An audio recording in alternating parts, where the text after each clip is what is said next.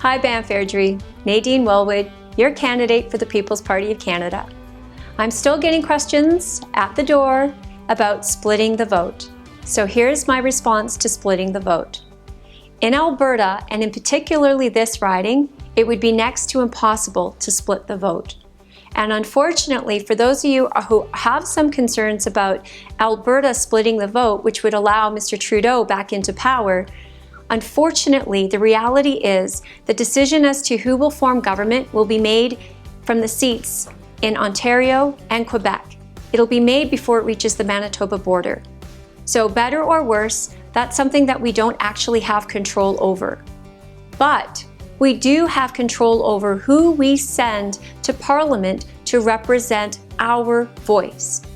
Unfortunately, it is my belief that sending the incumbent to Ottawa means that Banff and Airdrie, Cochrane, Lake Louise, all of our little communities no longer have a voice. And not because the incumbent doesn't want to speak up, but unfortunately, it is a party that we have shown years and years of history will be ignored in favor of Quebec and Ontario, and their voices are silenced. As a PPC Member of Parliament, I see this as a strategic, strong, conservative choice for Albertans. And here's why. No matter who gets into power, if it's the People's Party of Canada, that is wonderful. That is the strongest position Alberta can be in. In my opinion, Mr. Kenney made a mistake by not putting his weight behind the People's Party of Canada. Why? Because our platform is the UCP platform. If you look at what he wants for Alberta, equalization, which now sends almost $5,200 for every Albertan, every man, woman, and child to Ottawa, which the majority of which is sent to Quebec, we align perfectly. We are the only party that has said we will take equalization and it needs to be reformed. It is not fair or just for Albertans. We are the only party that has said a complete no to carbon tax. If the provinces want a carbon tax, then they can certainly implement one. But the federal government will not under a PPC leadership.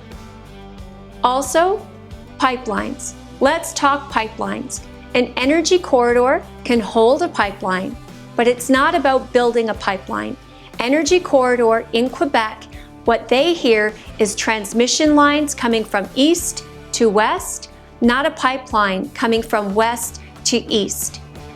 And the issue with this is Mr. Scheer is using a sleight of words. And let's not be fooled, Alberta. We want a pipeline. And the PPC have a strategy to build that pipeline. And we are the only party with the courage enough to, in French and in English, say that we will impose the pipeline upon Quebec and upon British Columbia by using Section 9210 of the Constitution. This is well within the federal government's jurisdiction and beyond court appeal. So let's get some pipelines built.